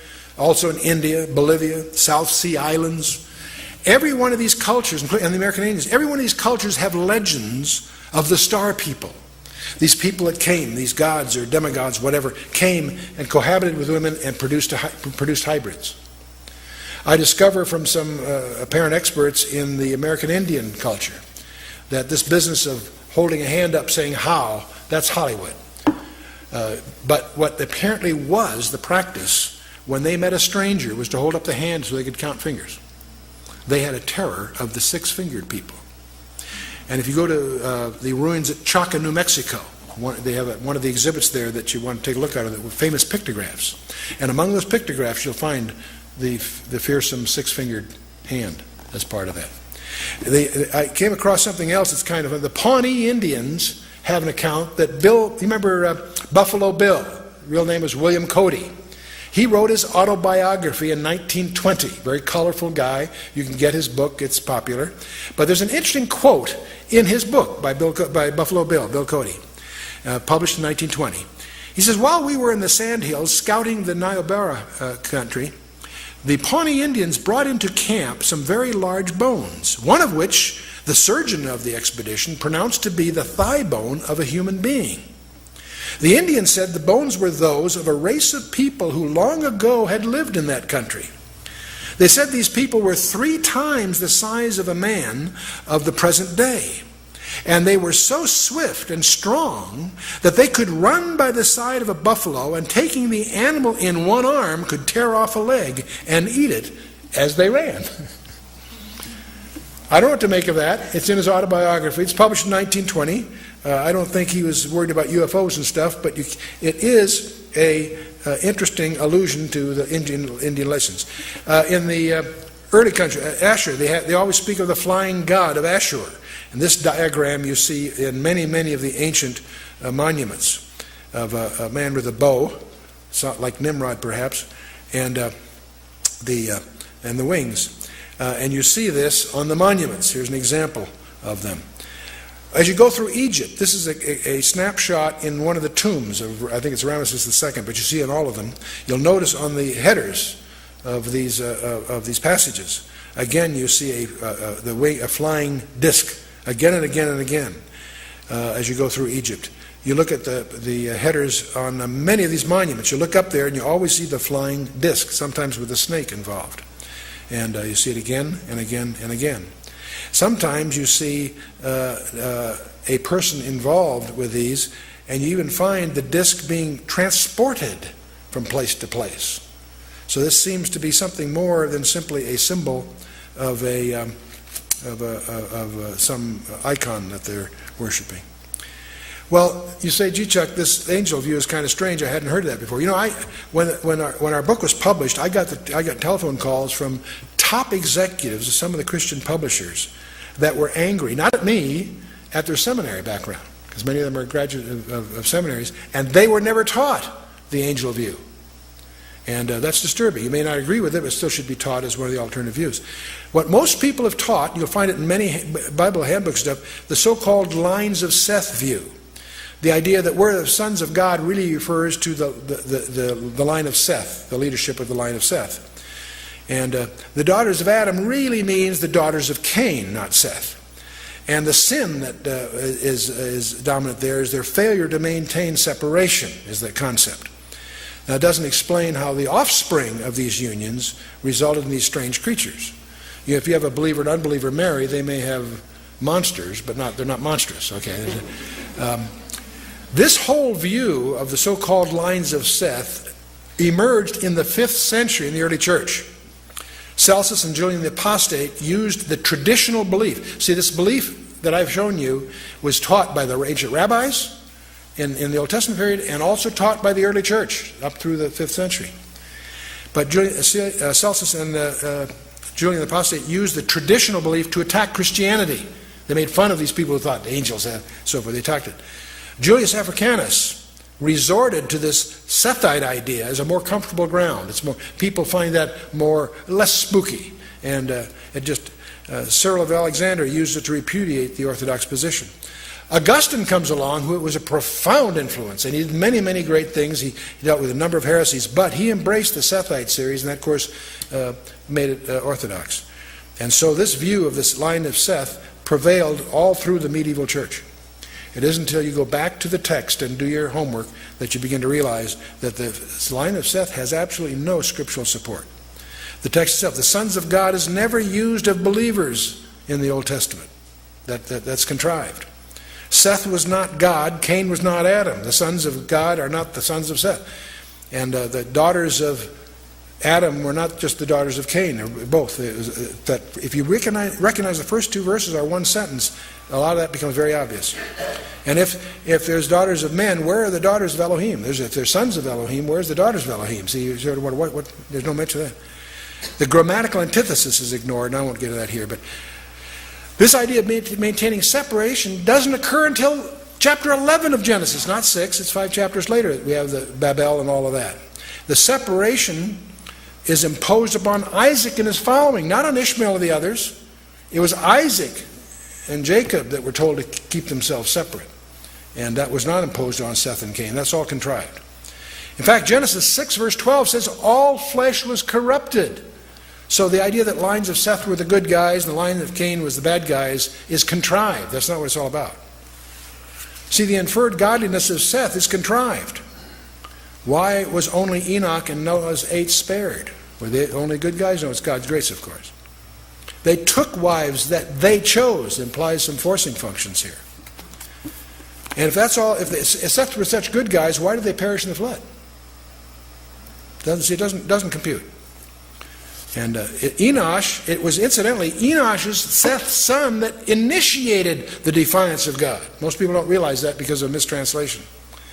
Genesis 4:26 should read, then men began to profane, not call upon, profane the name of the Lord. So renders the Targum of Onkelos, the Targum of Jonathan, the major Hebrew rabbis, Rashi, Maimonides, and the rest, and of course Jerome. So the daughters of Cain, this is not a subset of the daughters of Adam. There's no basis for that. And the Cainites were not necessarily godless. I've always wondered in Genesis 4 why we have the genealogy of Cain. Because they're going to all perish in the flood. Why does the Scripture give us the genealogy? Well, there may be other reasons, but one reason is if you read the names, you'll find the name of God in them. You get the impression that Cain messed up, killed his brother, yes, but he raised his kids and grandchildren to worship God. He was a godly guy, and the names reveal that. So the idea that the descendants of Cain were bad guys is a contrivance of modern scholarship. And why are they just daughters of Cain? Were the daughters of Seth so unattractive? What's the deal here? So that's, of course... And of course, the death knell to this theory is that the unnatural offspring. What were the Nephilim then? See, they were supernatural offspring, the mighty men, the Geberim. Does that mean only X chromosomes among the Sethites? There are no women of renown recorded. And what really made Noah's genealogy so distinctive? It wasn't contaminated by these goings-on. And as I pointed out, we have these New Testament confirmations. We looked at several of them, and I won't get into that here. The angel view was the traditional rabbinical view in the Old Testament. The book of Enoch is just an example of their belief system, emphasizes that. The testimony of the 12 patriarchs, these are not inspired books, but they do reflect the thinking of the times. Josephus clearly understood this. The Septuagint clearly spells it out. The church fathers in the first few centuries, Philo, Justin Martyr, Irenaeus, and the rest of them, all taught this. Modern scholarship, Pember, DeHaan, McIntosh, Dillich, Gabelin, Arthur Pink, Donald Barnhouse, who I respect highly, Henry Morris, Merrill Unger, Arnold Fruchtenbaum, terrific scholar, Hal Lindsey, Chuck Smith, others. Modern scholarship recognizes the angel view. The Sethite view is the text itself destroys it. The inferred separation is nonsense. The inferred godliness is contrived. The inferred Canaanite substitute of the Adamites is not contrived. All this is contrived. The unnatural offspring implied is the death knell to the view, in my view. And of course, the New Testament, Jude and 2 Peter, nail it. But there's another issue as I got into this, not just for this study. It's important for us to understand that the Nephilim were not confined before the flood. We don't know how they came about, but they were Nephilim after the flood. When Moses sends in the 12 tribes, in Numbers 13, verse 33, they encountered the Nephilim in the land. Who built the pyramids? Let's see, there's another ancillary question here. Who built the pyramids? The Great Pyramid of Giza, the Stonehenge in Britain, and the Circle of the Rephaim in the Golan. And they're up in the Golan Heights. There's an unexplored monument we discovered up there that is called the Gilgal Rephaim. Who are the Rephaim? And the Circle of Rephaim is 5 circles, 20-ton stones, about 155 meters in diameter, dated to about 3000 BC. It's built on a flat plateau. And by the way, you can only detect its architecture from above, strangely, and so forth. There's some others, too, that are, if you fly over that area, you see the hints of others. These have never been explored. And the point I want to get across, it startled me to realize that this is not simply a study in Old Testament ancient history. It is essential to understand, if you're going to understand your Bible, understand prophecy. You need to understand there were Nephilim after the flood. In Genesis 4 it says there were Nephilim in those days and also after that. It even hints at it right there. In Genesis 14 and 15, we discover there are 4 tribes at least, the Rephaim, the Emim, the Hurim, and the Zamzumim, that Joshua was instructed to wipe out every man, woman, and child. Boy, that sounds like genocide. It was, because we had the same thing, not a flood this time, it was a local situation. And Arba, Anak, and his 7 sons, the Anakim, are talked about not just in the Bible, but also in Egypt, by the way. They were encountered in Canaan, Numbers 13:33, when the 12 spies went. When they came back, Joshua and Caleb had the good report. The other 10 guys said, hey, there's Nephilim in the land. That's the word they used. They were giants. We are like grasshoppers in their sight. That's not an exaggeration.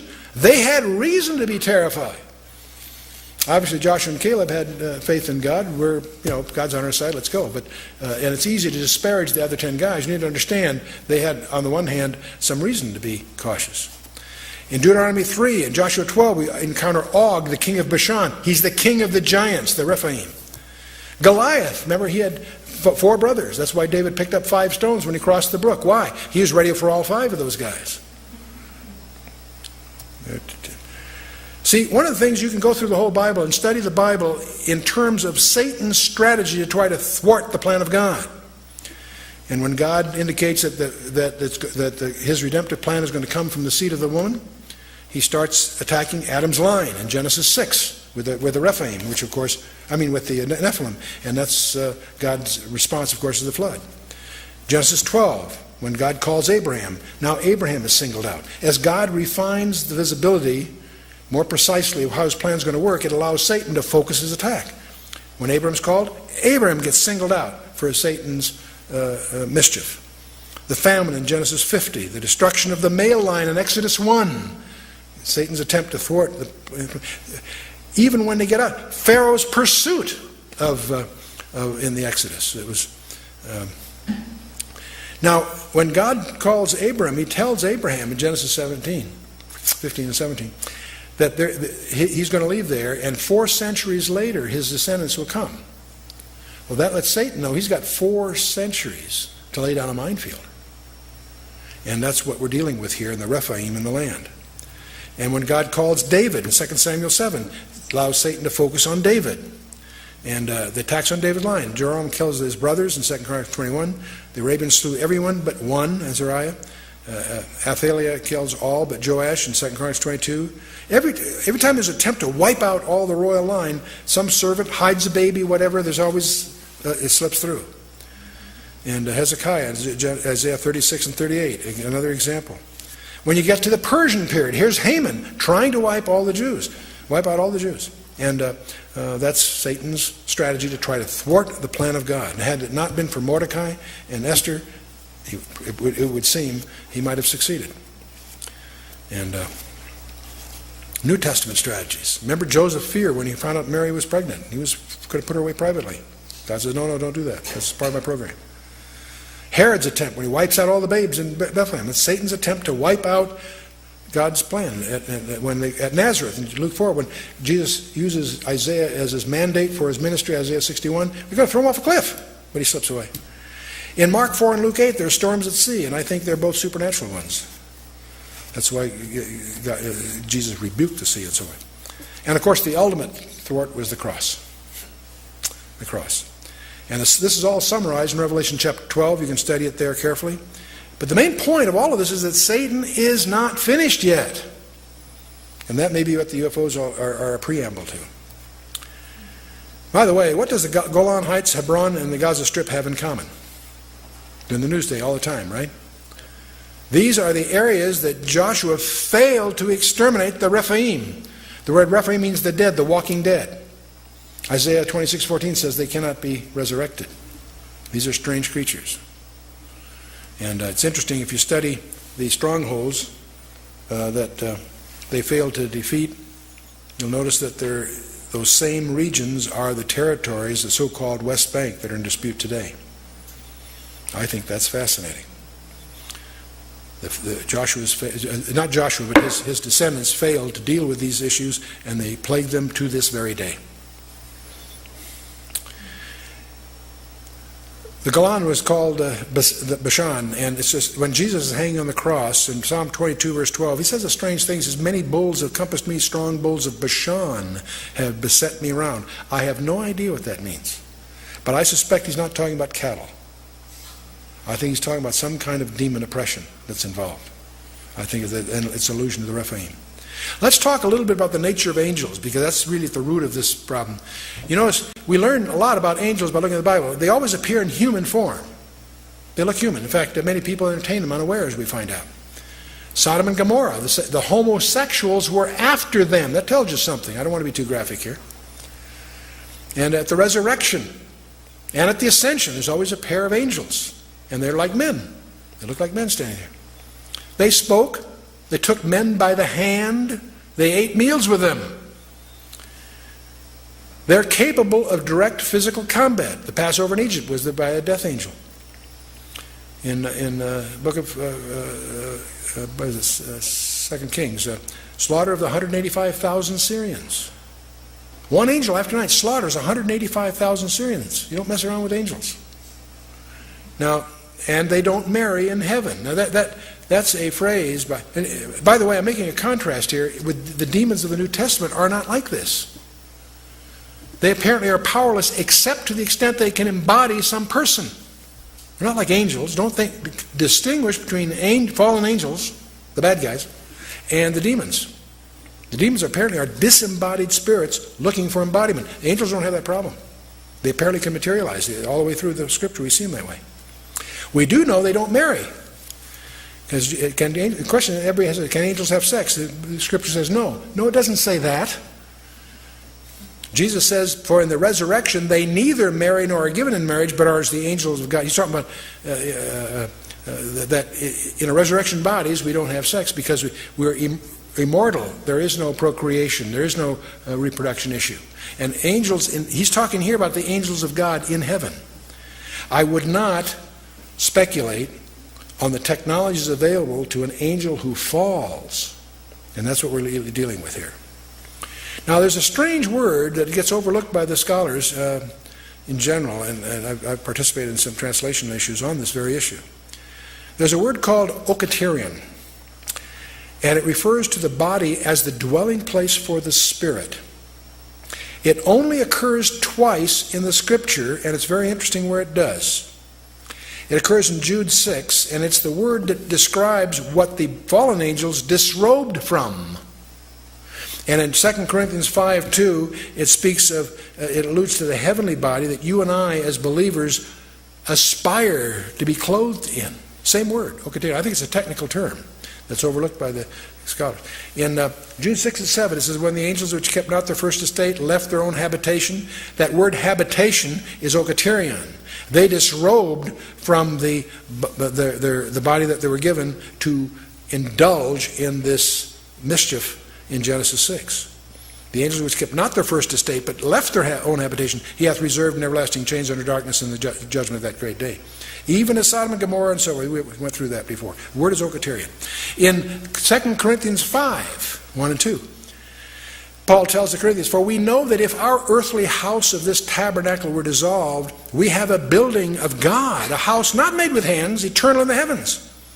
And for this we groan, earnestly desiring to be clothed upon with our house which is from heaven. The word translated house is okaterion. That which those angels abandoned is what we aspire to, that kind of a habit, if you will. Okaterion again. Anyway, let's talk about something else we talked about earlier and mentioned earlier we should get into. Alien abductions. You know, the disturbing thing is there's continuing a deluge of cases being reported that are too weird, too bizarre to take seriously on the one hand, but they're too frequent and too consistent to ignore. And estimates of 1 to 3% of our population have been reported in the professional journals. All the strange episodes seem to involve the implanting or the harvesting of human fetuses as a primary topic. It seems that if these creatures are real, they're very preoccupied with the human reproductive process. And that causes us to wonder, could this be leading to a repetition of the strange events of Genesis 6? Is it possible that this is the hint that is included in Jesus' remark, as the days of Noah were, so shall the days of the coming Son of Man be.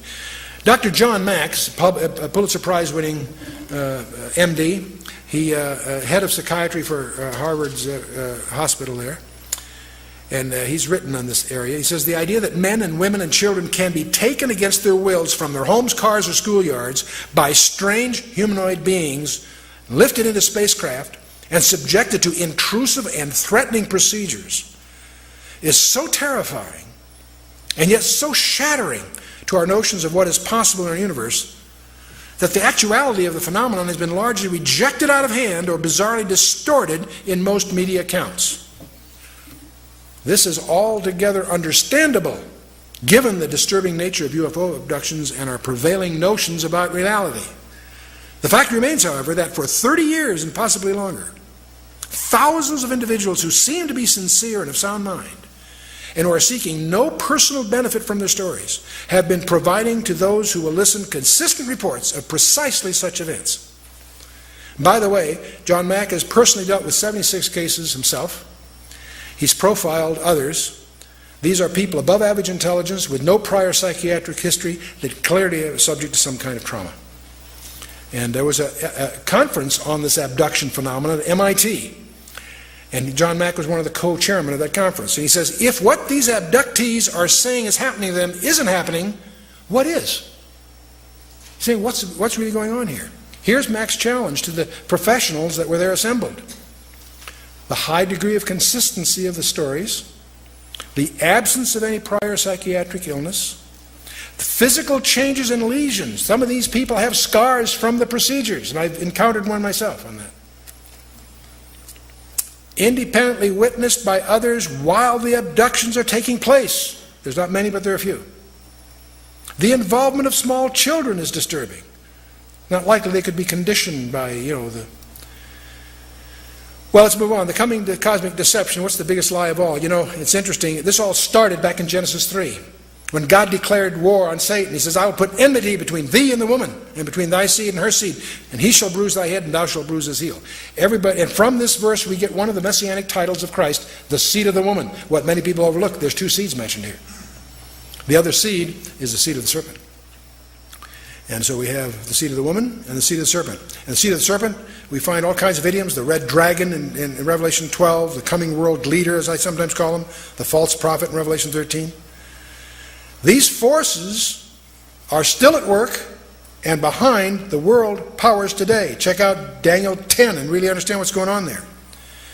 All of us have studied Daniel 2 and the sequence of nations, or empires I should say, that were re-echoed in Daniel 7, the winged lion, bear on one side, the leopard, the terrible beast, the 10 heads. Again, Babylon, Persia, Greece, Rome 1 and 2. We've been through that in our prophetic studies, and most people recognize the iron mixed with clay is the Roman Empire. Don't confuse that with Western Europe. The Roman Empire, part 1 and part 2.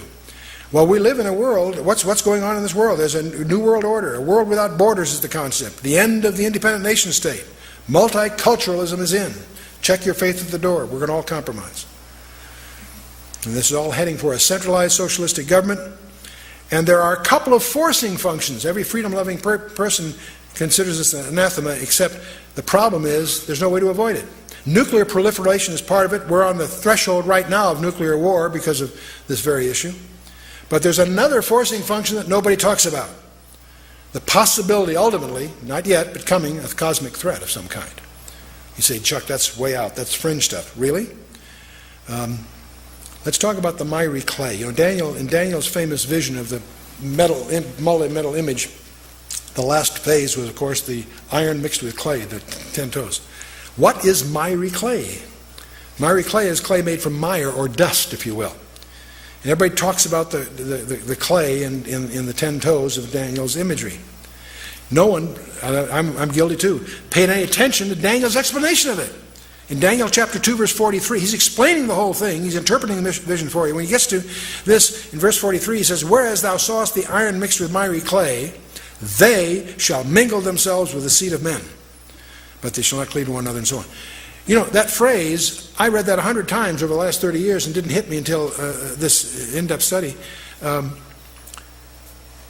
The miry clay refers to a they.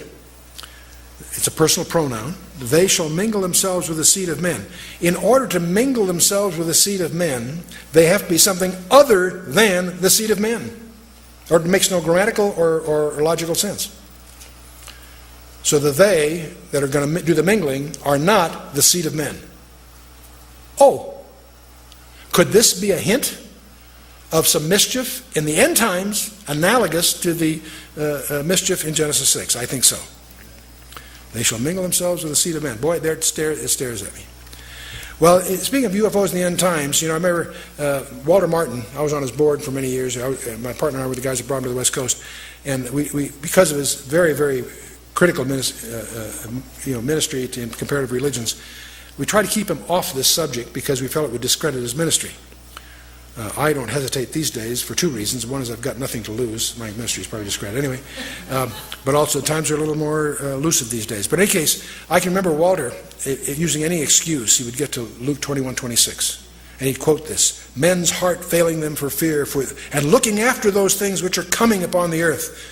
And whenever he did that, he always gestured with his hand.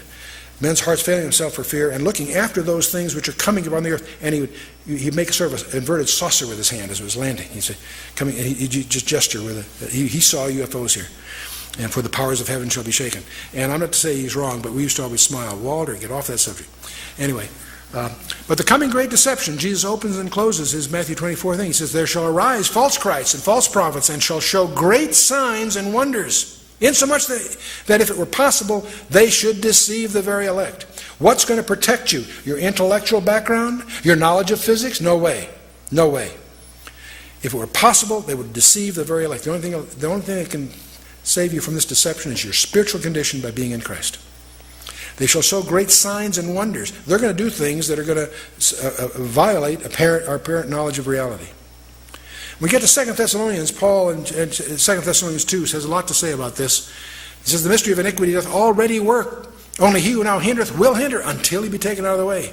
And then shall the wicked one be revealed, whose coming is after the working of Satan, with all power and signs and lying wonders. The wicked one is going to do miracles. Be prepared for some political leader to raise people from the dead. We're not ready for that. The mystery, see, I think the restrainer is restraining far more than you and I have any idea. More than we have capacity to imagine. I think after the rapture, it's going to get so strange, it's going to be way out there. Now, where does this wicked one come from? It surprises many to realize the Scripture tells us. In Revelation 11 and Revelation 17. Revelation 11, verse 7, and when they shall have finished their testimony, the beast that ascendeth out of the bottomless pit shall make war against them, and shall overcome them and kill them. Where is this guy coming from? From out of the abuso. So he's not just some political leader that happens to be kind of gifted. No, this guy is empowered by Satan himself. And he's coming out of the abuso himself. You get to Revelation 17. The beast that thou sawest was and is not, shall ascend out of the bottomless pit, go into perdition, and they that dwell upon the earth shall wonder whose names are not written in the book of life. The only thing that can protect you from all of this is your position in Christ. Second Thessalonians goes on, and because they receive not the love of the truth that they might be saved, for this cause God shall send them strong delusion that they should believe the lie. Don't assume that you can get saved after the rapture. People will be saved after the rapture. But if you've had an opportunity and turned down the redemption of Christ, this is what it's talking about. Because they receive not the love of the truth that they might be saved, and for this cause God will send them a strong delusion that they should believe the lie. Be careful. Don't play that game. If you're going to accept Christ, do it now. Don't wait, or you'll be vulnerable to the big deception. Now, the most absurd war is coming. I always fasten with Psalm 2, which is a dialogue among the Trinity. Why do the heathen rage and the people imagine a vain thing? The kings of the earth set themselves, and the rulers take counsel together against the Lord and against his anointed, saying, let us break their bands asunder and cast away their cords from us. And it goes on. This whole idea that the world is going to take up arms against God himself astonishes me. I can understand people not believing God or rejecting God, yes. I can't imagine going after him warfare. It just doesn't make sense. Why would the world go after him? I think the Nephilim thing will explain it. You know, it's interesting that the alien types, if you read you wallow through all this literature, Dr. Mark Eastman and I spent a lot of time going through that stuff. You'll discover there's three types of these so-called alien creatures that emerge. The grays, those are the diminutives, short, you always see them in the entertainment media. There's another group that seem to appear, but sometimes called the Nordics or the Pleiadians.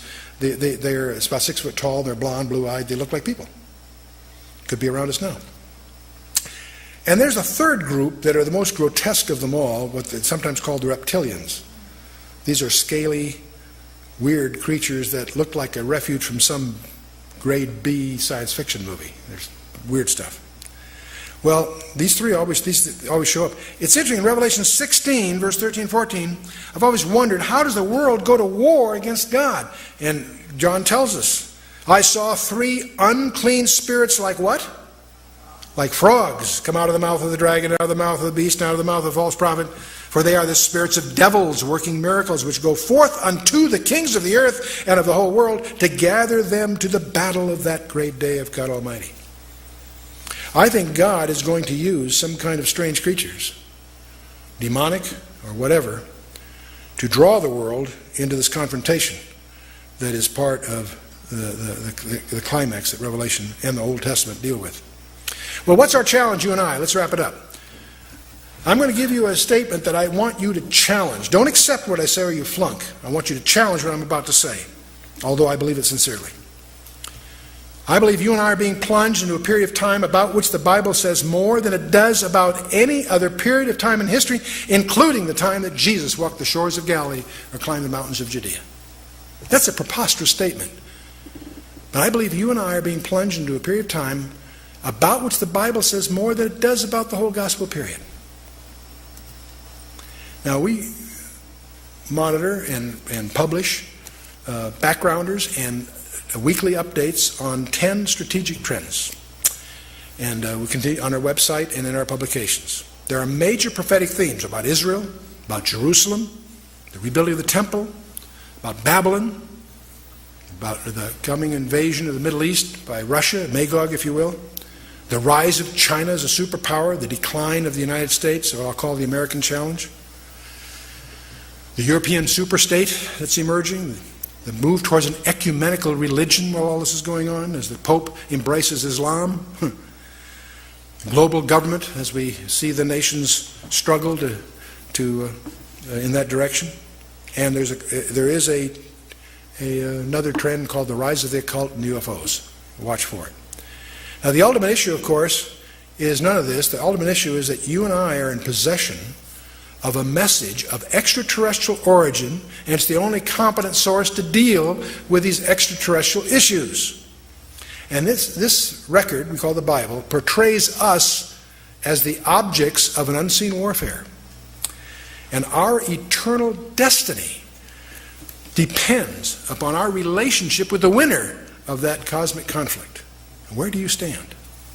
What is your readiness for this encounter? And you can't protect yourself with your intellect. You can't protect yourself with your knowledge base in the traditional sense. It's a spiritual battle, and you need to understand that. Paul tells us that in Ephesians 6, verse 12. We wrestle not against flesh and blood, but against principalities, against powers, against the rulers of darkness of this world, against spiritual wickedness in high places. And what's your remedy? Your spiritual armor. Ephesians 6 details 7 elements of armor. Should be girded with truth. Take on the breastplate of righteousness. Have your feet shod with the preparation of the gospel of peace. Take your shield of faith, helmet of salvation, sword of the Spirit. And don't forget your heavy artillery, prayer. Now, each one of these is part of your spiritual armor. And twice, Paul emphasized, put on the whole armor of God, not just your favorite pieces. To do that, you've got to know what these are. And you need to do a very in-depth study of each of these 6 elements. And obviously, I should say 7 elements. We don't have time to do that here, but I urge you to make a commitment to do a serious study of these things. And don't forget the 7th. Many people stop at verse 17. Don't go to verse 18. All right, we have a 24-hour hotline to the throne room of the universe, and he's anxious to hear from us. And we call it prayer. That's your heavy artillery. Keep that in mind. Now, these strategic trends that we monitor on our website, Weapons of Mass Destruction, each one is a biblical trend. Each one is a standard category of data collection by the intelligence community, and we tend to monitor them. Weapons of mass destruction, the rise of Islam, the struggle for Jerusalem, the Magog invasion, the rise of the European superstate, the rise of China, biotech and global pestilence is another one, ecumenical religion, global government, and the American challenge. Now, each one of these, we have backgrounders on. Each one of these is on our website, and there's no passwording required. You can get your background by just dialing in. We also will give you a weekly update. Once a week, we call it e-news. If you will sign on our website, give us your email address, no charge. You can turn it off if and so you want to. We will send you each week 1-page summary of what happened this week that's biblically relevant, and we'll give you the links as to who's following that competently. No charge. It's part of our ministry to make you aware of the times in which we live and its spiritual ramifications. So what do you do besides this? We also publish, probably the most popular things we've done, Learn the Bible in 24 Hours. It's available as a book. It's also available as a CD-ROM with over 1,400 computer-animated diagrams. And it will take you from Genesis to Revelation in 24 one-hour sessions. That sounds audacious, but 24 one-hour sessions accompanied by computer-aided diagrams covers a lot of ground. What it'll do is give you a grasp, a respect for the integrity of the whole package, and you'll be able to navigate all the way through whatever issue you may have. If you survive that ordeal, we also publish expositional commentaries on each book of the Bible, verse by verse, with detailed notes, diagrams, and what have you, and they're available on a week-to-week basis or as packages. They're also now available on CD-ROM, which makes them much less expensive and also allows many of them to be accompanied with computer-animated diagrams. We also publish topical briefings. Most of you may be familiar with our briefings. We have probably well over 80, maybe 100 topics. Biblical, scientific, geopolitical, what have you. And we're also starting to get into videos like the one that you're watching. And we have other resources, of course, a monthly news journal that the first year is free if you sign up for that. Our internet site is the flagship of our entire ministry. I encourage you to look it over. It's been much heralded. We're one of the oldest sites on the net, and we have a really talented team. The Lord has really blessed us with both the team and the content and the response to it. The strategic trends, of course, are monitored there. We also publish e-news, which I've mentioned. Those are free, by the way. Emphasize that. Free. We're also a host of the Blue Letter Bible. We participate in its early days. It's English, Hebrew, and Greek text with commentaries, dictionaries, encyclopedias. It's all word searchable. It's all free. But the main thing we have is something that's maybe new to some of you, and that's the Berean Online Fellowship. Many of you are familiar with our K-Rations program. That's where you have a tape-a-week subscription program. It includes a 10-minute update and then a verse-by-verse study on some book of the Bible. Many of you may be familiar with that, and that's still going. And we accompany that, of course, with diagrams and study materials for group study, and you can even arrange to have course credit for that, university recognized. We publish this typically in heirloom edition leather-bound albums. For those that are collect them, they have a way to keep them organized, and it is a university approved level all the way to the PhD level with arrangements we've made. But the thing that we want to announce to you, we have a new program called the Berean Online Fellowship. Each week you get the verse-by-verse study in real audio or MP3, and that includes the notes and so forth. It also includes a weekly global intelligence update, just a little 10-minute what's going on kind of thing. It gives you also access to all our verse-by-verse commentaries in real audio. It's all available to the subscribers, members of the fellowship. You also will get personal update, our news journal, online immediately, and you'll still get your hard copy by mail. But perhaps the most exciting thing is we have online discussion groups. All our members can share and talk about topics, and there's a whole chat room structure behind that. And I participate in that, and so does our staff. And of course, all of this is done in the context of getting university degree credit all the way to the PhD level. And there's all kinds of members-only offers and privileges in terms of access and other things that we're doing. So that's going to be our primary online fellowship. Dial up our website, www.khouse.org. O-R-G. No one can pronounce Koinonia House, let alone spell it. Everyone calls us K-House. And our phone number is 1-800-KHOUSE-1, and we encourage you to find out more about what we're doing, because we're here to do one thing, and that's to highlight the biblical relevance of current events, and the hidden agenda is to get you excited about the Word of God, that we can both grow in grace and the knowledge of Him. Because we think the days are short, and we've got to rearrange our priorities to really make them count. God bless you.